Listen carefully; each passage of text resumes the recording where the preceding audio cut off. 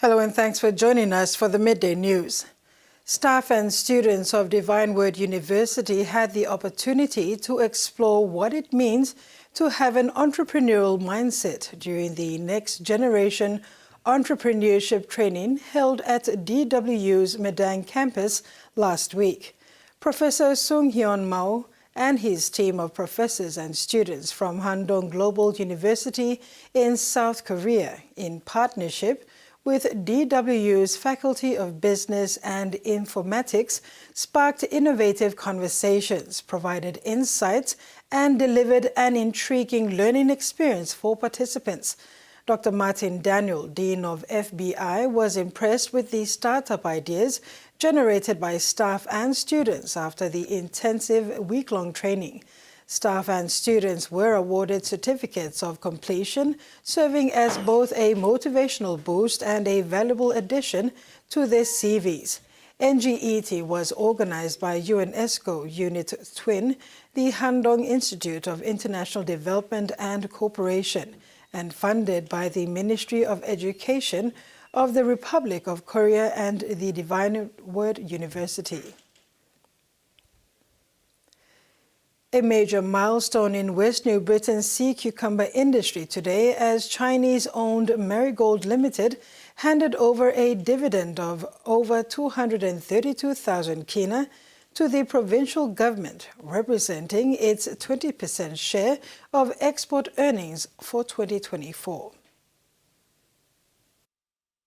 New Britain's sea cucumber industry marked a significant achievement as Marigold Limited presented over 232,000 kina in export earnings to the provincial government, highlighting the success of their public-private partnership. Marigold Limited, operating in partnership with the West New Britain provincial government since its official launch in August 2022, has established sea cucumber farms across 8 locations in the province, including Thalassia, Kandren Coastal, Gasmata, Kaliai Kove, Bali Vitu, Hoskins, Senaka, and East Nakanai. The company manages a central breeding facility where sea cucumber seedlings are raised and distributed to local farmers. Once mature, the sea cucumbers are bought back from the farmers and exported to the Chinese market. In 2024 alone, the company made 5 export shipments, generating over 1.1 million kina in revenue. Under the current Memorandum of Agreement, the provincial government contributes 500,000 kina annually for 4 years to support the venture. The agreement is due for review this year. Executive Manager for Fisheries Newell Sinaigawi has acknowledged the success of the public-private partnership and anticipates further growth and investment through the upcoming MOA review.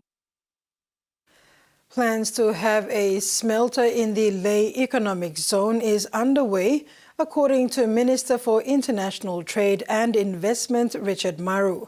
A smelter is an industrial facility used to process mineral ore into pure metal or metal alloys.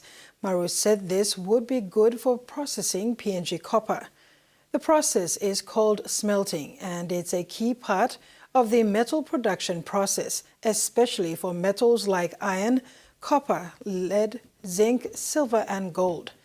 Minister Maru stated that key enablers for Leh SEZ are PNG Ports Corporation. He said that Leh must have reliable utilities like power, water, and sewage to be viable as a special economic zone. The possibility of a downstream processing facility like a smelter. Why shouldn't we process all our copper in Papua New Guinea? If the Indonesians can do it, why can't we do it?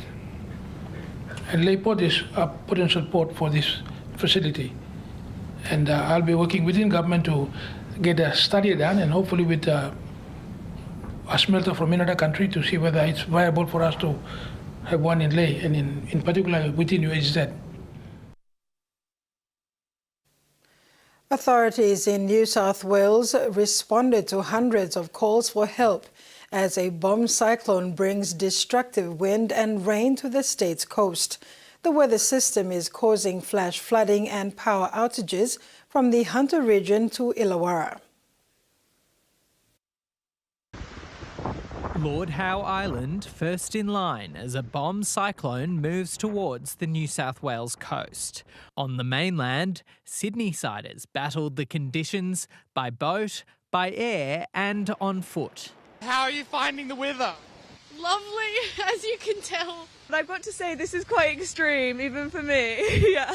The State Emergency Service has received more than 1,400 calls for help in the past 24 hours. This system is a very dynamic system.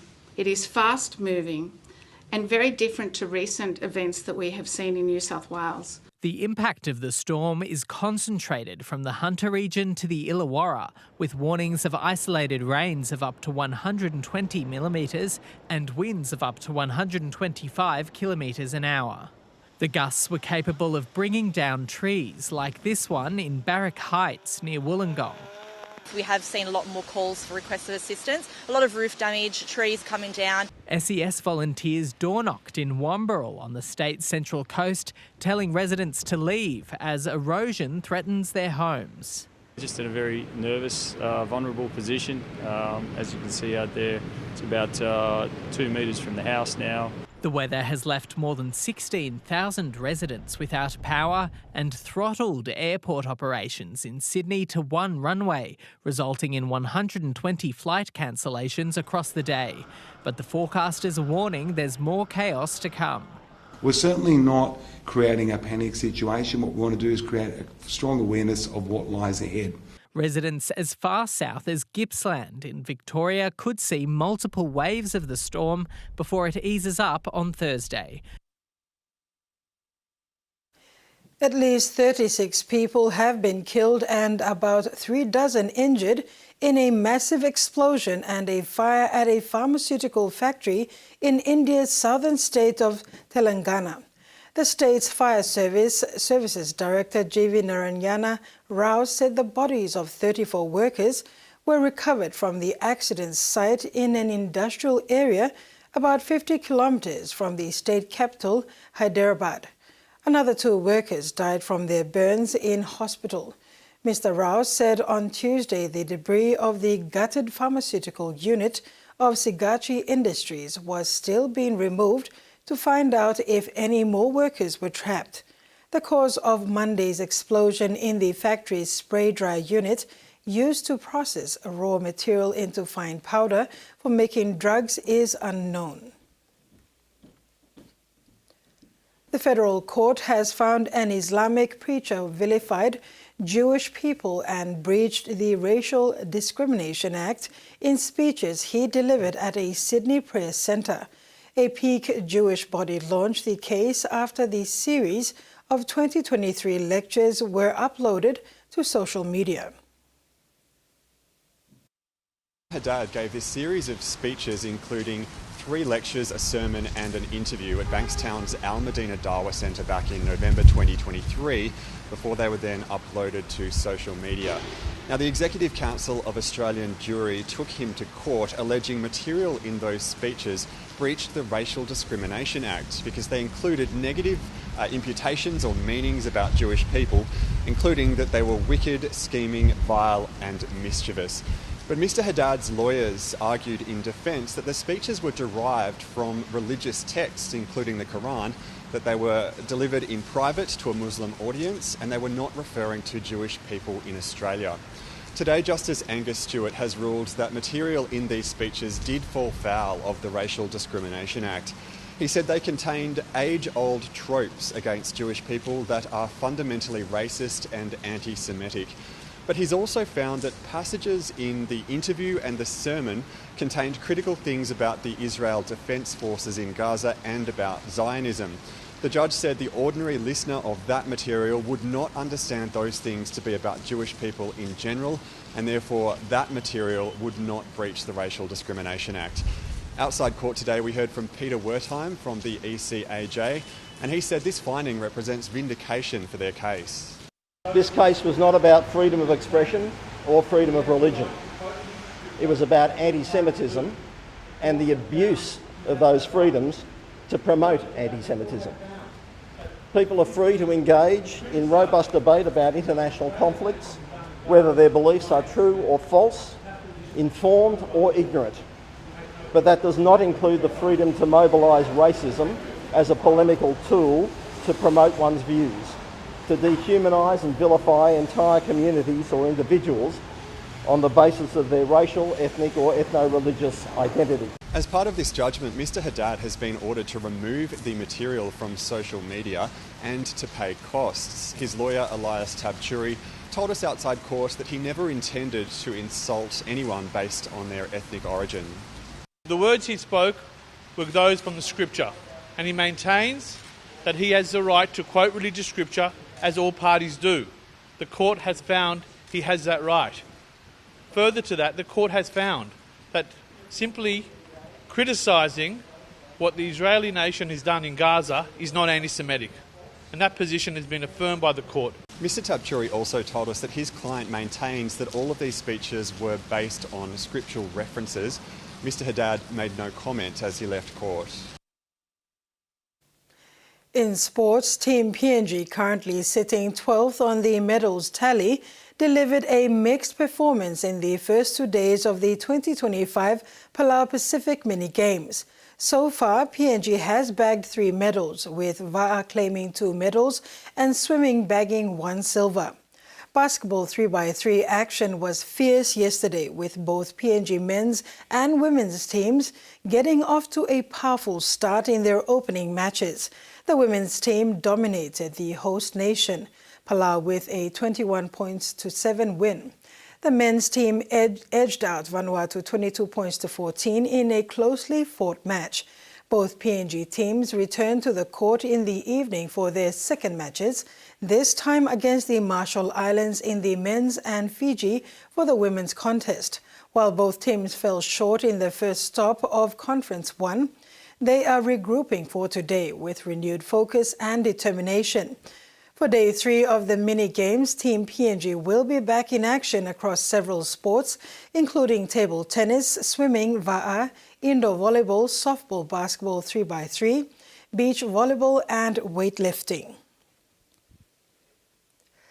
And finally, PNG's track athletes and its team of 9 para and able-bodied throwers are primed for a strong showing at the Pacific Mini Games in Palau when the competition gets underway on Friday. Informed sprinters Pius Wessel and Timothy Tuna will go head-to-head in the 100-meter with the whole of the Pacific eagerly anticipating an epic showdown. Tuna is also the hot favorite for the 200-meter following his sensational 20.64-second clocking in Texas on May 1st, with Adolf Kauba and Daniel Ball expected to fight it out for 400-meter gold, and PNG fielding the same 3 athletes in the 400-meter hurdles who achieved a clean sweep in Honiara. PNG looks set to dominate the men's sprints, hurdles and relays. In the women's, PNG's hopes rest with Scholastica Herman and Monica Kalua in the middle distance and on Isila Apkup and young Patricia Kuku in the sprints. Young sprinters Denlin Kinbangi, Joy Tieba will be out to make their mark. The PNG medal haul is expected to be boosted by a strong para team that has prepared well, including Manega Tapari, Regina Edward, Donna Longboot, Jerome Bunge, Junior Dennis and Moria Mararos. And that ends the midday news. Do join us for the rest of the news this evening at 6 p.m.